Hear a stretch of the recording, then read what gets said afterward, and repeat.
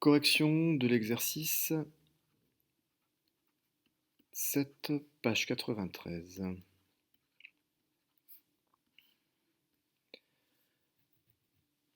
Donc un cycliste roule à 30 km/h sur une route horizontale, donc une route horizontale. Un cycliste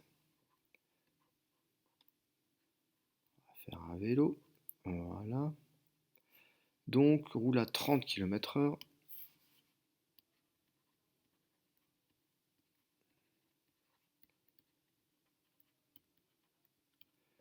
sur une route horizontale. Il estime sa force de freinage à 200 newtons. Donc il est en train de freiner. Voilà. F égale 200 newtons. Force de freinage, je mets le vecteur ici.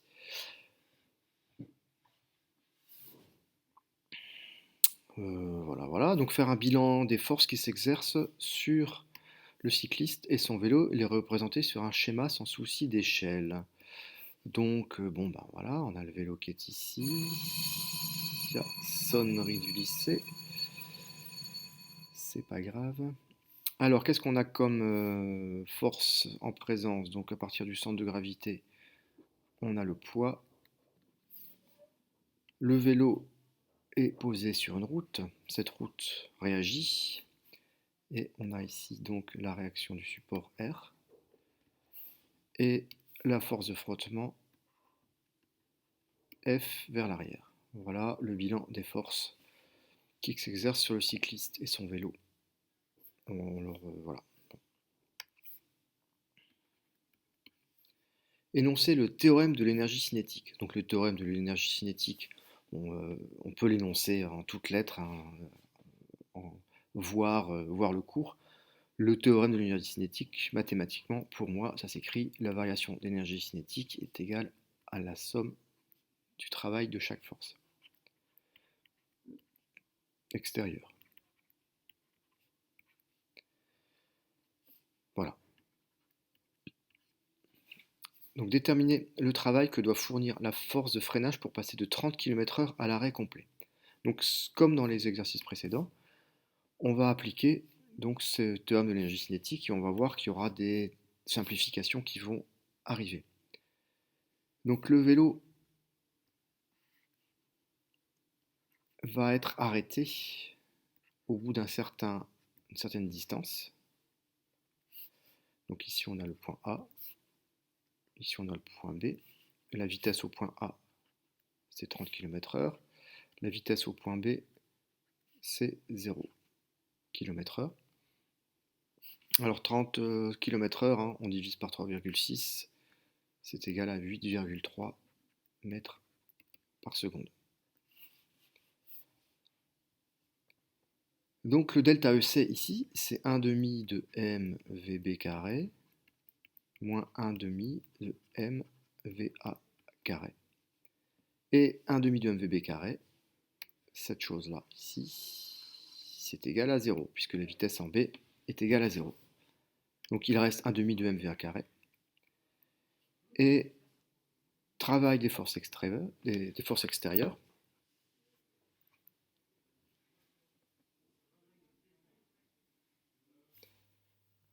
Donc la variation d'énergie cinétique est égale aux sommes de travail de toutes les forces. Donc, je peux reprendre ici hein, en détaillant un peu. Donc les différentes forces. On aura la force, le travail de la force de frottement, plus le travail du poids, plus le travail de la réaction du support. Mais ici, comme ces deux forces, le poids ici vers le bas et la réaction du support sont perpendiculaires au déplacement, eh bien ces forces ne travaillent pas. Donc 1 demi de mva carré, la variation d'énergie cinétique, est juste égale au travail, juste due, hein, la variation de vitesse ici du vélo est juste due au travail de la force de frottement. Il n'y a que la force de frottement qui fait que le vélo s'arrête. Alors, question 3, on vous demande ici, d'ailleurs, de déterminer le travail que doit fournir la force de freinage pour passer de 30 km/h à l'arrêt. Donc le travail que doit exécuter cette force-là est égal à ce terme ici. Donc ce terme ici, il est égal à quoi? Il est égal à moins 1 demi de mva carré, donc moins 1 demi de m, donc la masse, 100 kg, que multiplie la vitesse, donc la vitesse on a dit que c'était 8,3 mètres par seconde, donc 8,3 au carré. Donc on obtient une valeur donc négative puisque la vitesse diminue, donc l'énergie diminue, donc il faut que la force apporte une énergie négative, ou plutôt que cette force retire de l'énergie. Donc on obtient moins 3472 joules.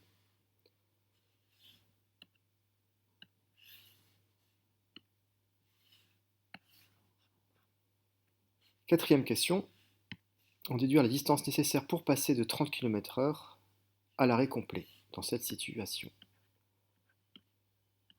Donc la valeur de la force, c'est moins 3472 joules. Ça, c'est la valeur du travail de la force.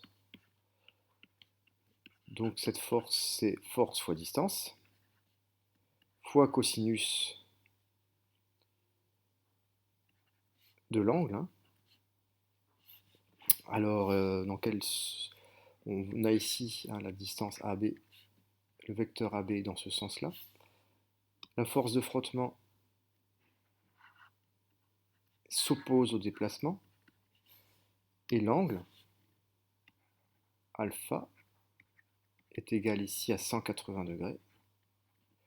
Ce qui fait qu'on obtient le signe moins qui apparaît ici, puisque cosinus alpha, cosinus 180, ça fait moins 1. Donc on a moins f fois AB. Et ce moins f fois AB, ça doit donc être égal à la valeur trouvée précédemment. Ici, moins 3472 joules. On a bien ici F, travail de force, doit être égal à ça. Ça, c'est égal à ça. Et ça, c'est égal à moins 3472.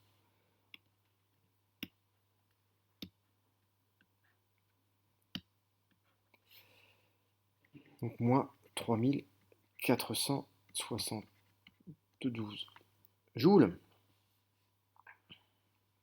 Donc, l'inconnu ici, c'est AB, puisqu'on connaît la force de frottement. La force de frottement, il estime sa force de freinage à 200 newtons. Donc, on sait que F est égal à 200 newtons. Donc, l'inconnu, c'est AB.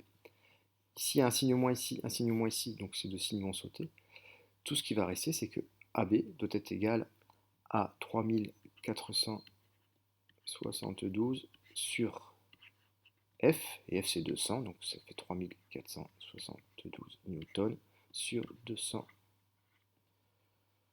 C'est pas des newtons, pardon, c'est des joules. Ici, on a des newtons. Et on obtient les mètres. 17,36 mètres.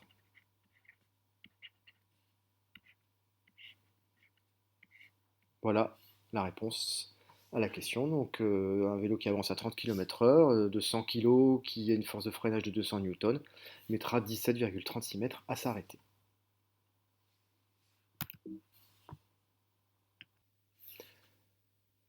Correction de l'exercice 8 maintenant.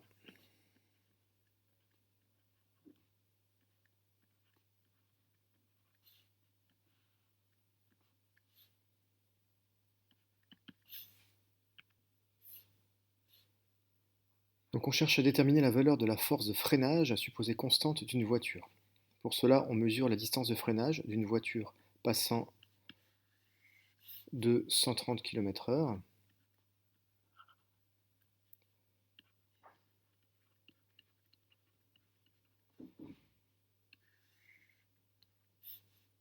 donc toujours la même chose, toujours les mêmes petits dessins. Donc la distance de freinage d'une voiture passant de 130 km/h à l'arrêt complet.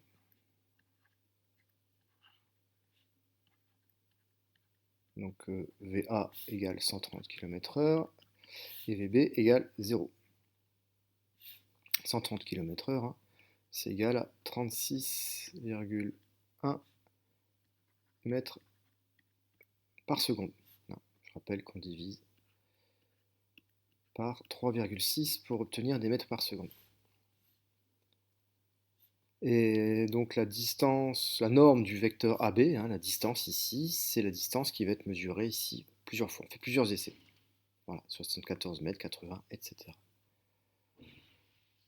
Première question, en utilisant le théorème de l'énergie cinétique, qui est, vous commencez à le connaître, donc c'est pas ça, c'est delta EC, de variation de l'énergie cinétique, est égal au travail, à la somme du travail de toutes les forces. Comme toujours ici, on a sur la voiture toujours un peu les mêmes forces qui s'appliquent, comme sur l'exercice précédent. On a le poids qui est vers le bas et qui ne travaille pas. La réaction du support qui est vers le haut. Et ces deux forces ne travaillent pas puisqu'elles sont perpendiculaires au vecteur déplacement, qui lui est horizontal. Et le vecteur freinage, force de freinage, ici, qu'on nomme grand F d'ailleurs. D'ailleurs ici, il faudrait que je la nomme différemment pour ne pas confondre. Là, c'est la somme des forces extérieures. Et donc là, le vecteur frottement, le vecteur freinage, qui freine la voiture. Donc on écrit donc la variation d'énergie cinétique, c'est 1/2 de mvb au carré, mais c'est égal à 0, puisque vb est égal à 0, moins 1/2 de mva carré, seule chose qui est positive ici, donc c'est égal juste au travail de la force de freinage. Alors je ne mets pas de vecteur ici, là, puisque, si, je peux mettre un vecteur, le travail de la force de freinage, la force de freinage est un vecteur, mais le travail de la force de freinage n'est pas un vecteur. Donc ça se simplifie comme ceci, donc on a juste moins 1/2 de mva carré, est égal au travail de la force, donc le travail de la force c'est moins la force fois la distance, pour les mêmes raisons que l'exercice précédent. Je ne reviens pas sur le signe moins, etc. C'est pareil, depuis 3 exercices, c'est tout le temps les mêmes choses. Le moins f, le moins ici vient du cosinus 180 de l'angle, entre f et AB. On nous demande ici, donc dans cette question-là, de calculer la valeur de la force. Donc nous, ce qu'on veut, c'est calculer F. Donc si on manipule mathématiquement cette équation, on obtient facilement que F est égal à 1/2 de m va carré sur d. Tout calcul fait, on obtient 1/2 de mva carré, ça fait 815 008 joules. C'est une énergie. Et sur d, d étant la distance. Donc si on veut calculer ça dans chacun des cas, il faut appliquer cette formule-là dans chacun des 10 cas, je crois. 1, 2, 3, 4, 5, 6, 7, 8, 9, 10. Dans chacun des 10 cas. Si vous êtes un petit peu fainéant, comme moi, vous utilisez un tableur. Voilà, là vous avez un tableur, 74, 80, donc toutes ces valeurs qui sont ici, que j'ai mis moi en colonne. Et ici j'ai mis une formule, donc la formule c'est égal à 815 008 divisé par A2 étant égal à ça. Donc on a la valeur des forces ici. Donc pour la question 1, voici les résultats de la question 1. Pour la question 2, on veut la valeur moyenne, donc la valeur moyenne de f, on peut le faire calculer par le tableur aussi, avec la formule moyenne de B2 à B12. Donc la valeur moyenne, c'est 10 394. 10 394 newtons. Ça, c'est la valeur moyenne. Les deux petits crochets ici veulent dire valeur moyenne. Et on nous demande aussi l'incertitude type. Donc l'incertitude type, on vous donne la formule ici. Une incertitude, c'est un intervalle de confiance en fait sur les valeurs trouvées en fonction des écarts qu'il y a entre les différentes valeurs. Ici, on a des écarts entre les différentes valeurs trouvées, hein, entre 11 013 et 11 187. Il y a un certain nombre de valeurs qui ne sont pas identiques, mais qui tournent tout le temps un peu autour d'une valeur, de la valeur moyenne d'ailleurs. Et l'écart type, c'est un peu compliqué à calculer, c'est une formule un peu pas facile à calculer.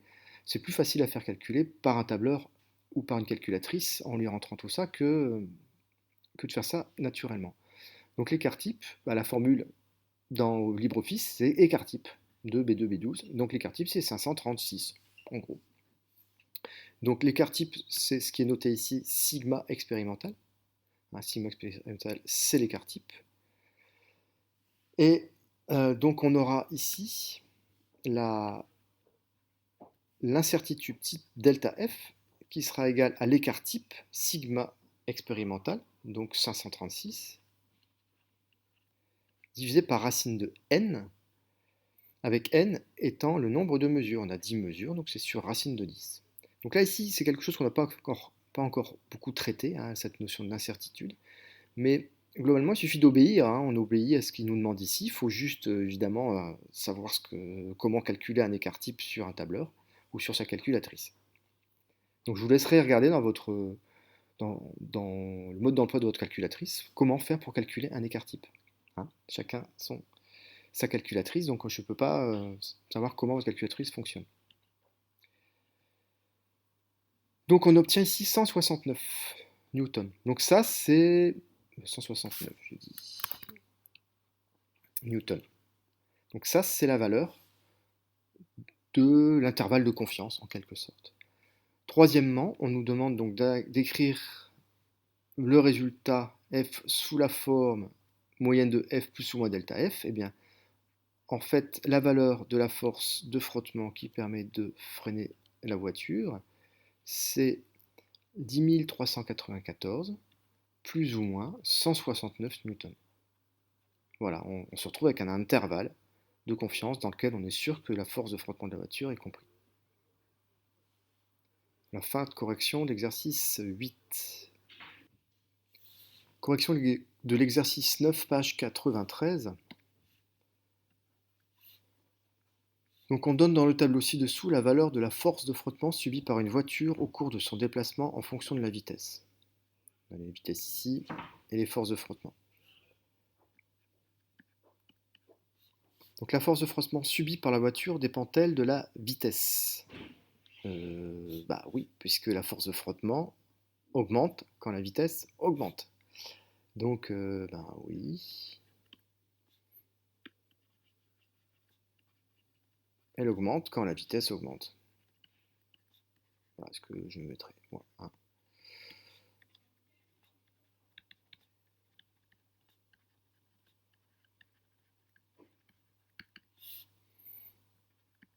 Deuxièmement, s'agit-il d'une force de frottement solide ou une force de frottement fluide? En fait, les forces de frottement solides ne dépendent pas de la vitesse, comme vu dans le cours. Hein, donc c'est forcément une force de frottement fluide ici.